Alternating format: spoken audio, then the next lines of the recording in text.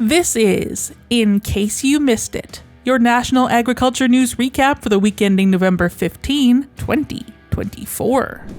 A teenager in British Columbia was reported to be in critical condition this week after contracting bird flu.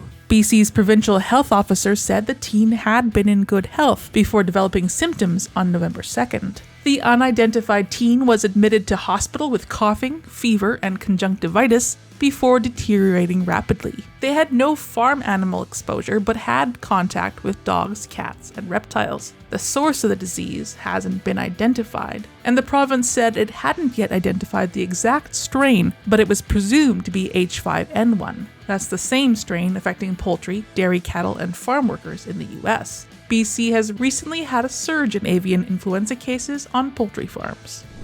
A partnership between McDonald's and Syngenta will pay beef producers to use corn that will improve the feed efficiency of their cattle. Syngenta's Enogen corn contains a trait that makes starches break down more effectively, increasing feed efficiency by about 5%. Less feed means fewer methane emissions, something attractive to companies like McDonald's, which are keen to show they're reducing emissions. The program will begin in the US, but Syngenta has indicated it will bring it to Canada. Under the program, farmers must commit to feeding Enogen corn at 50% of the starch in the cattle's ration on a dry matter basis. Syngenta will pay 4 cents per head per day for each animal on the feed.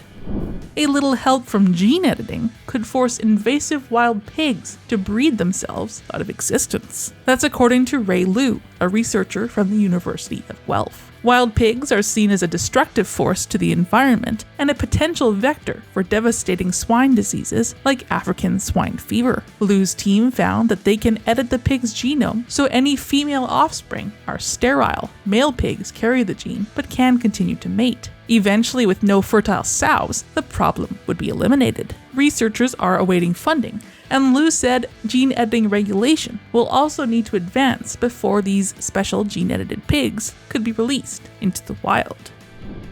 In case you missed these and other stories, visit the Glacier Farm Media Network, news that matters to farmers across Canada.